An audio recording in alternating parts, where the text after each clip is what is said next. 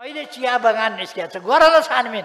51 बिघा जमिन बिना कानुन बेच्न दिएको थियो, कमिसन खाएर छानबिन गरेर जेल जाऊ। आफ्नो पालाको भ्रष्टाचार छानबिन गर्न केपी ओलीको चुनौती। भ्रष्टाचारका कुन कुन काण्ड भएका थिए ओलीको पालामा? के हो गिरिबन्धु टी स्टेटको भ्रष्टाचार प्रकरण? कसरी भएको थियो ओम्नी प्रकरणमा अरबौंको भ्रष्टाचार? गोकर्ण रिसोर्टको जग्गामा भ्रष्टाचारका नायकहरू को हुन्? ओली प्रधानमन्त्री बनेका बेला भएका मुख्य 3वटा भ्रष्टाचार प्रकरण विशेष द न्यूज रिभ्यू।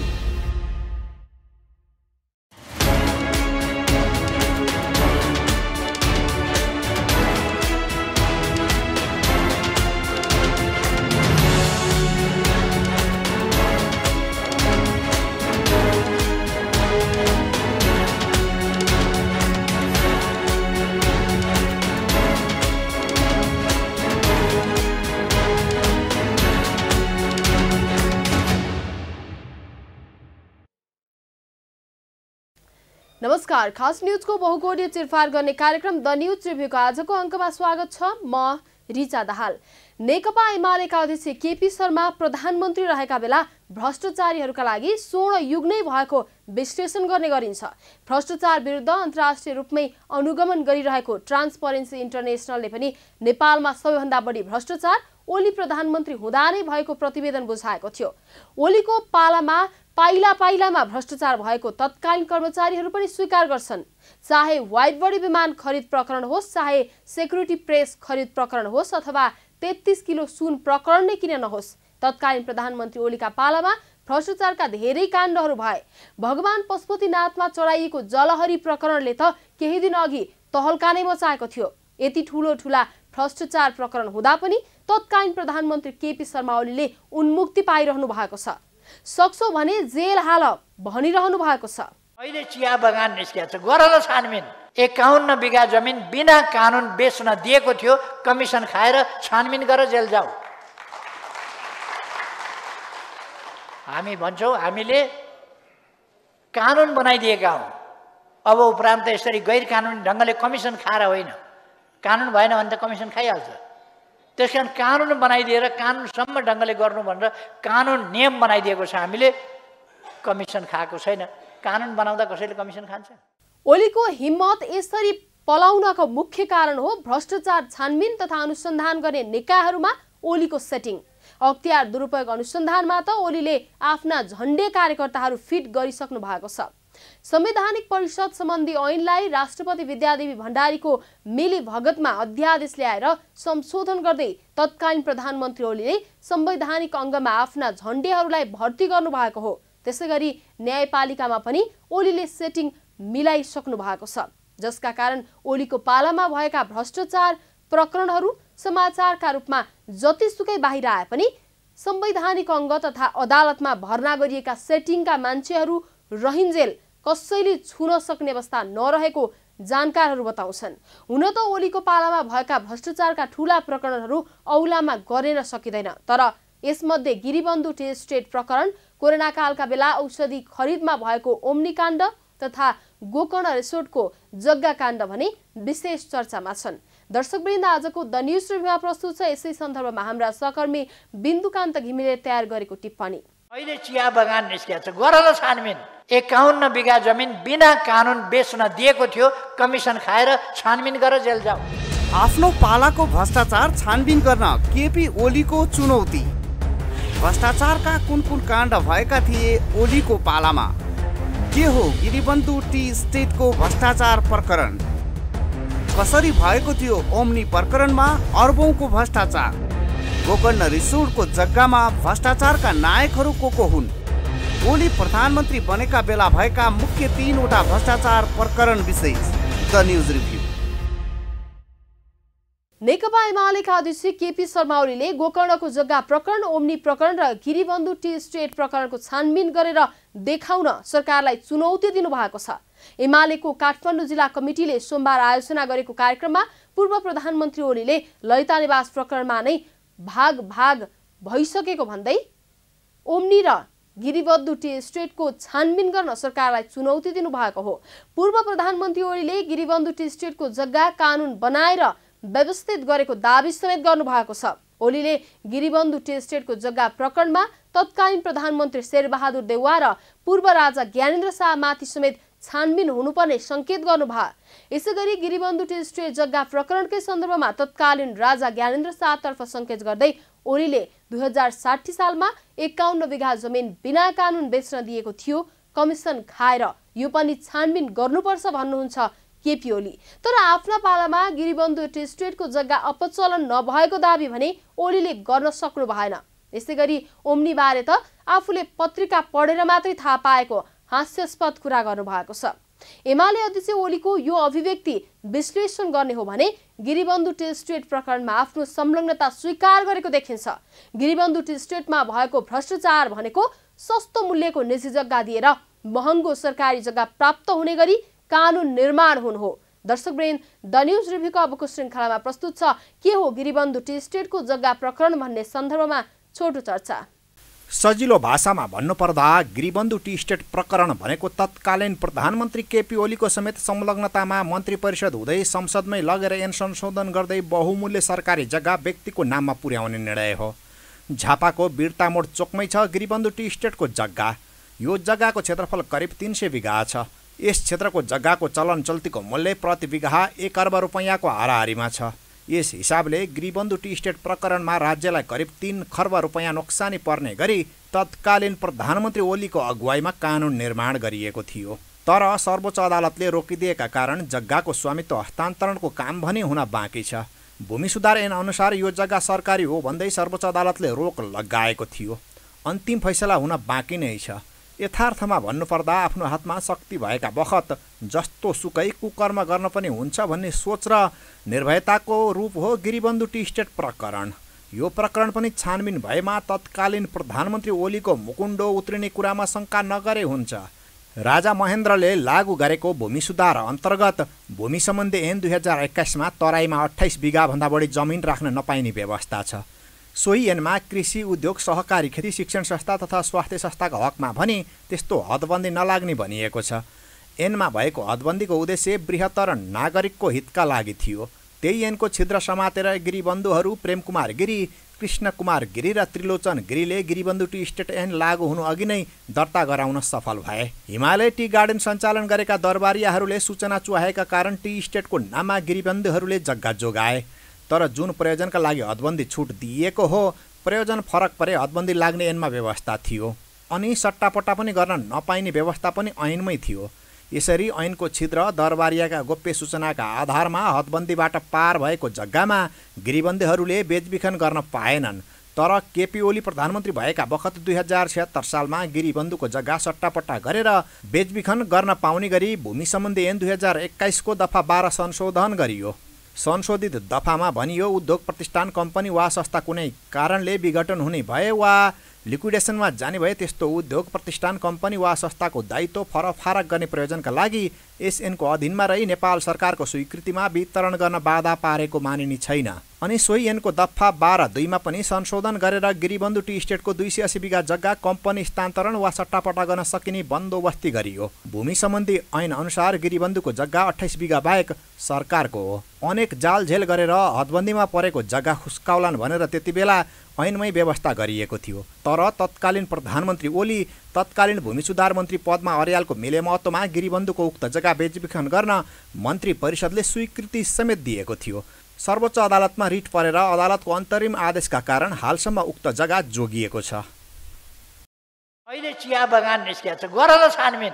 51 बिघा जमिन बिना कानुन बेच्न दिएको थियो, कमिसन खाएर छानबिन गर, जेल जाऊ। आफ्नो पालाको भ्रष्टाचार छानबिन गर्न केपी ओलीको चुनौती। भ्रष्टाचारका कुन काण्ड भएका थिए ओलीको पालामा?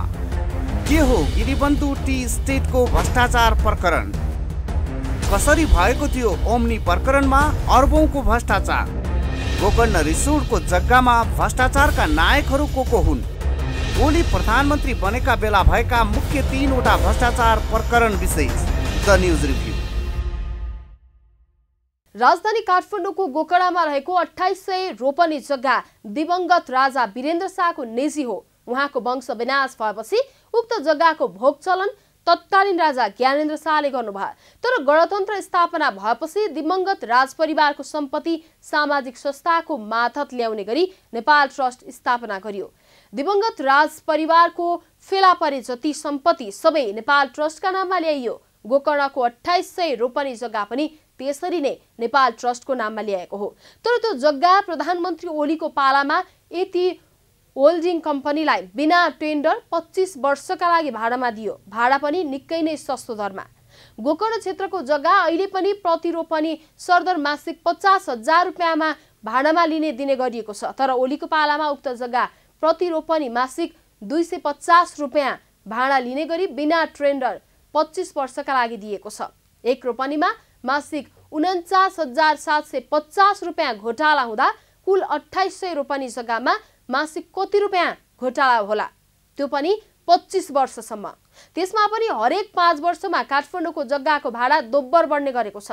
यस हिसाबले हेर्ने हो भने गोकर्णको जग्गा प्रकरण गिरिबन्धु टी स्टेटको जग्गा प्रकरण भन्दा पनि कैयौं गुणा ठूलो हो। तर यसको छानबिन बिथोलिएको छ। 4 वर्ष अघि सांसद गगन थापाले गोकर्ण यति प्रकरणबारे संसदले प्रश्न पार्नुपर्ने माग गर्नुभएको थियो। संसदको कानून न्याय तथा मानवाधिकार समितिमा सांसद थापाले सरकारले प्रष्टीकरण दिनुपर्ने भन्दै संसद समक्ष माग गर्नुभएको थियो। उहाँले दर्ता गरेको पत्रमा उल्लेख छ, बदनीयताका साथ नेपाल ट्रस्ट ऐन बदलेर प्रचलित कानून समेत नजरअन्दाज गरी गरेको निर्णयलाई सरकारले कानून बमोजिम भनिरहँदा संसद समेत जोडिएको छ। सरकारले ट्रस्टको ऐन नै संशोधन गरी 8 वर्षको लिज अवधि बाँकी रहँदै थप 25 वर्षका लागि गोकर्णको जग्गा यति समूहलाई लिजमा दिने निर्णय गरेको थियो। समयावधि बाँकी रहँदै लिज अवधि थप गरिएको र यसका लागि सरकारले ऐन नै संशोधन गरेको भन्दै विरोध भयो। तर समयक्रमसँगै सामसुम पारियो। तर गोकर्णको जग्गा प्रकरणमा समस्या कहाँनिर छ भन्ने कानून संशोधन गरेरै बदमासी गरिनु। त्यो कानून संशोधन गर्न वर्तमान प्रधानमन्त्री पुष्पकमल दाहाल प्रचण्डको पनि हात छ। यता गिरिबन्धु टी स्टेटको जग्गा अपचलन पनि कानून बनाएरै गरिएको हो। तर 2021 सालको भूमि सुधार ऐनका कारण गिरिबन्धु टी स्टेटको जग्गा प्रकरणमा दोषी उम्कन पाउने अवस्था छैन। दर्शकवृन्द, द न्यूज रिभ्यूको अबको श्रृङ्खलामा प्रस्तुत छ गिरिबन्धु टी स्टेटको जग्गा घोटाला गर्नेहरू कानूनी दायरामा आउने सम्भावनाका सन्दर्भमा छोटो चर्चा। भूमाफिया र जग्गा दलालहरूको योजनामा झापाको अर्जुनधारा र बिर्तामोड नगरपालिकामा रहेको हदबन्दी भन्दा बढीको 343 बिघा जग्गा बेचबिखन गर्नकै लागि तत्कालीन प्रधानमन्त्री केपी शर्मा ओली सरकारले भूमि ऐनको 18औं संशोधन गराएको थियो। ऐन संशोधन भएपछि ओली सरकारले फास्ट्र्याकमा 2076 असार 24 गते मन्त्री परिषदको बैठक बसेर गिरिबन्धु टी स्टेट जग्गा कौडीको भावमा बेचबिखन गरेर नजिकैको पृथ्वीनगर चिया बगानमा स्थानान्तरण गर्ने निर्णय गरेको थियो। तत्कालीन भूमि सुधार मन्त्री पद्मा अर्याल र सचिव टेकनारायण पाण्डेले भूमाफियालाई फाइदा पुग्ने गरी निर्णय गराएका थिए। मन्त्री परिषदबाट निर्णय गराउन र ऐन ल्याउने भूमिका खेले बापत तत्कालीन भूमि सुधार मन्त्री पद्मा अर्याललाई भूमाफियाहरूले कोरियन ब्रान्डको 2 करोडको गाडी उपहार दिएको समेत त्यति बेला मिडियाहरूले लेखेका थिए। कोशी प्रदेशमा सांसद इन्द्र बहादुर आङबोको अनुसार झापाबाट मात्रै केपी ओली सरकारलाई घुस बुझाउन 1 अर्ब भन्दा बढी रकम उठाइएको दावी गर्नुभएको थियो। मिडियाहरूमा आएको समाचार अनुसार झापाबाट पैसा उठाउने र केपी ओलीलाई मिलाउने जिम्मा ओली निकट गोविन्द थापाले लिनुभएको थियो। गोविन्द थापा त्यसअघि केपी ओलीका लागि राज्यलक्ष्मी गोल्छाबाट चन्दा उठाउने मामलामा समेत विवादमा आउनु भएको थियो। राज्यलक्ष्मी गोल्छाले पत्रकार सम्मेलन गरेरै थापाले आफूसँग चन्दा उठाएर लगेको सार्वजनिक गर्नुभएको थियो। अझ रहस्य र डरलाग्दो कुरा के छ भने शेरबहादुर पत्नी आर्जु राणा र गोविन्द थापा व्यावसायिक साझेदार रहेको कुरा मिडियामा आएको थियो। गिरिबन्धु टी स्टेट भोगचलन गरेर सरकारी जग्गा स्मार्ट सिटीको नाममा प्रतिकट्ठा 7 लाख रुपियाँका दरले व्यापारीले हत्याएका छन्। तर अहिलेसम्म माफियाहरूका लागि अदालत बाधक बनेको छ। समाचारमा आए अनुसार गिरिबन्धु स्टेटको जग्गा हत्याउन कागजात मिलाउने लगायतका सबै काम जग्गा दलाल तारा सापकोटा मार्फत गरिएको थियो। अहिले चिया बगान निस्किएको छ, गर न छानबिन। 51 बिघा जमिन बिना कानुन बेच्न दिएको थियो, कमिसन खाएर छानबिन गरेर जेल जाऊ। आफ्नो पालाको भ्रष्टाचार छानबिन गर्न केपी ओलीको चुनौती। भ्रष्टाचारका कुन काण्ड भएका थिए ओलीको पालामा? के हो गिरिबन्धु टी स्टेटको भ्रष्टाचार प्रकरण? कसरी भएको थियो ओम्नी प्रकरणमा अर्बौंको भ्रष्टाचार? गोकर्ण रिसोर्टको जग्गामा भ्रष्टाचारका नायकहरू को हुन्? ओली प्रधानमन्त्री बनेका बेला भएका मुख्य 3 वटा भ्रष्टाचार प्रकरण विशेष the news review. Omni business corporation international प्राली BCI-लाई बोलीचालीको भाषामा ओम्नी भन्ने गरिएको छ। स्वास्थ्य सेवा विभागले 2076 चैत्र 12 गते ओम्नीसँग 1,03,33,000 अमेरिकी डलर बराबरका PCR machine, rapid test kit, व्यक्तिगत सुरक्षा सामग्री PPE, सर्जिकल मास्क, पन्जा लगायतका स्वास्थ्य सामग्री खरिद गर्न सम्झौता गरेको थियो। 3 दिनभित्र सामग्री ल्याउने शर्तमा सम्झौता गरिएको थियो, तर सामान आयो 2 सातापछि। त्यसमा पनि नेपाल वायुसेवा निगमकै जहाज पठाएर सामान ल्याइएको हो। खरिद सम्झौता अनुसार कम्पनीले चीनबाट विभिन्न स्वास्थ्य सामग्री नेपाल ल्याएको थियो, तर पछि ओम्नीले सरकारलाई बजार मूल्य भन्दा 48 गुणा बढी मूल्यमा सामान बिक्री गरेको र गुणस्तर एकी नभएका सामग्री आयात गरेको खुलेको थियो। यसपछि स्वास्थ्य सेवा विभागले कम्पनीसँगको ठेक्का रद्द गर्ने निर्णय गरेको थियो। दर्शकवृन्द, द न्यूज रिभ्यूको अबको श्रृङ्खलामा प्रस्तुत छ ओम्नी प्रकरणमा तत्कालीन प्रधानमन्त्री ओलीको संलग्नताका सन्दर्भमा छोटो चर्चा। OBCI इन्टरनेसनल अर्थात् ओम्नीका अध्यक्ष एवं प्रमुख कार्यकारी अधिकृत तुलाबहादुर सिंह उफ हरि हुनुहुन्छ। उहाँका गतिविधि धेरै पहिलेदेखि नै शङ्कास्पद थिए। शङ्कास्पद विगत स्वास्थ्य सामग्रीको अस्वाभाविक मूल्यप्रति व्यवस्था गर्दै सरकारले किन त्यही कम्पनीलाई कोरोना भाइरस महामारी सङ्क्रमणमा विश्वासयोग्य ठान्यो र चीनबाट ल्याइएका यिनै सामग्री गुणस्तर जाँच नै नगरी किन गाउँ गाउँ वितरण गरियो? गम्भीर प्रश्न यही नै हो। ओम्नी कम्पनीको तर्फबाट उपकरण सप्लाईमा संलग्न सीमा सिटौला तत्कालीन प्रधानमन्त्री ओलीको निकट नातेदार हुनुहुन्छ। 2076 चैत्र 11 अत्यावश्यक सामग्री खरिदका लागि स्वास्थ्य मन्त्रालयमा भएको छलफलमा सीमा सिटौला उपस्थित हुनुहुन्थ्यो। नयाँ कम्पनीले ठुलो परिमाणमा स्वास्थ्य उपकरण सहित सामग्री खरिद गर्ने जिम्मा पाएपछि औषधिजन्य उपकरण आपूर्ति गर्ने व्यवसायको छाता तथा रसायन तथा मेडिकल आपूर्तिसँग नेपालले 16 चैत्रमा विज्ञप्ति जारी गर्दै मन्त्रालयले निश्चित व्यापारीहरूलाई मात्र बोलाएर प्रचलितभन्दा बढी मूल्यमा सामान खरिद गरेको खुलासा गरेको थियो। ओम्नी प्रकरणको रहस्य मिडियामा आउनसाथ ठुलो तहल्का मचियो। गोप्यता भङ्ग गरेको भन्दै 2076 चैत्र 25 गते स्वास्थ्य सेवा विभागले लेखा प्रमुख केशव प्रसाईलाई कारागार विभाग दिल्ली बजारमा सरुवा गर्यो। ओम्नी यसअघि सरकारबाट मुलुकका 930 वटा विद्यालयमा कम्प्युटर ल्याब बनाउने, 2074 सालको निर्वाचनमा निर्वाचन आयोगका लागि परिचय पत्रदेखि मतदाता नावली पत्र छपाई लगायतका ठुला ठेक्का पाइसकेको कम्पनी हो। तर स्वास्थ्य सामग्री आयात गर्ने अनुभवी कम्पनी भने ओम्नी होइन। ओम्नीले उच्च राजनीतिक पहुँचका आधारमा सरकारी ठेक्का पाउँदै आएको थियो। स्वास्थ्य सामग्री आपूर्तिको पृष्ठभूमि नै नभएको OBCI महामारीमा यो कठिन र संवेदनशील घडीमै कसरी सरकारको छनौटमा पर्यो? यस प्रकरणमा राज्यलाई 1 अर्ब रुपियाँभन्दा बढीको आर्थिक क्षति पुगेको देखिँदैन, तर मानवीय क्षति भने ठुलो भयो। कोरोनाको त्यो महामारी राज्यले यति ठुलो खर्च गर्दा पनि समयमा नै सामग्री नआउनु र ढिलो गरी आएका सामग्री पनि गुणस्तरहीन हुनु भनेको नै ठुलो भ्रष्टाचार हो। अहिले चिया बगान निस्किएको छ, गर न छानबिन। 51 बिघा जमिन बिना कानुन बेच्न दिएको थियो, कमिसन खाएर छानबिन गरेर जेल जाऊ। आफ्नो पालाको भ्रष्टाचार छानबिन गर्न केपी ओलीको चुनौती। भ्रष्टाचारका कुन काण्ड भएका थिए ओलीको पालामा? के हो गिरिबन्धु टी स्टेटको भ्रष्टाचार प्रकरण? कसरी भएको थियो ओम्नी प्रकरणमा अर्बौंको भ्रष्टाचार? गोकर्ण रिसोर्टको जग्गामा भ्रष्टाचारका नायकहरू को हुन्? ओली प्रधानमन्त्री बनेका बेला भएका मुख्य 3 वटा भ्रष्टाचार प्रकरण विशेष द न्यूज रिभ्यू। सुनकाण्डमा धमाधम पक्राउ परिरहेकाहरू तस्करको कोटीमा पर्छन्। यिनीहरूले भन्सारका कर्मचारीलाई मिलाए। ललिता निवास र गिरिबन्धु टी स्टेट प्रकरण चाहिँ माफियाकरण हो। तस्करले भनेका ऐन कानुनका छिद्रबाट तस्करी गर्छ भने माफियाले ऐन नै संशोधन गराई नीतिगत रूपमै भ्रष्टाचार गराउँछ। उनीहरूले भने बमोजिम नीति मिलाइदिने काम माफियाकरण हो। तस्करीले पनि अर्थतन्त्रलाई धक्का त दिन्छ, जस्तो न्यू बेचीकरण पनि तस्करीको अर्को रूप हो। भन्सारका कर्मचारी र हाकिमलाई व्यापारीहरूले मिलाएका कारण कम बिल देखाई कम राजस्व तिरे पुग्ने गराउँछन्। तर माफियाकरणले देश र नागरिकलाई नै डामाडोल गराउँछ। त्यही माफियाकरणको रूपमा हो यी प्रकरणहरूले नेपालमा माफियाहरू कति शक्तिशाली रहेछन् भन्ने प्रश्न देखाउँछ।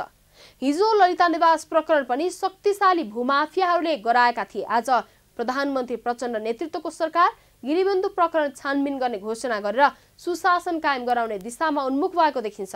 यो प्रकरण छानबिन हुनै पर्छ। छानबिन गरेर मात्रै हुँदैन, सङ्गठित अपराधमा मुद्दा नै चलाउनु पर्छ। दर्शकवृन्द, द न्युज रिभ्यूका आजको प्रसङ्ग यति नै। तपाईँ न्युज नेपाल टेलिभिजनको प्रसारण युट्युब र फेसबुकमा पनि प्रत्यक्ष हेर्न सक्नुहुनेछ। आजको प्रस्तुतिबाट हामी सबैलाई बिदा दिनुहोस्। हेर्दै गर्नुहोला न्युज नेपाल टेलिभिजन। नमस्कार। अहिले चिया बगान निस्किएको छ, गर ल छानबिन। 51 बिघा जमिन बिना कानुन बेच्न दिएको थियो, कमिसन खाएर छानबिन गरेर जेल जाऊ। आफ्नो पालाको भ्रष्टाचार छानबिन गर्न केपी ओलीको चुनौती। भ्रष्टाचारका कुन काण्ड भएका थिए ओलीको पालामा? के हो गिरिबन्धु टी स्टेटको भ्रष्टाचार प्रकरण?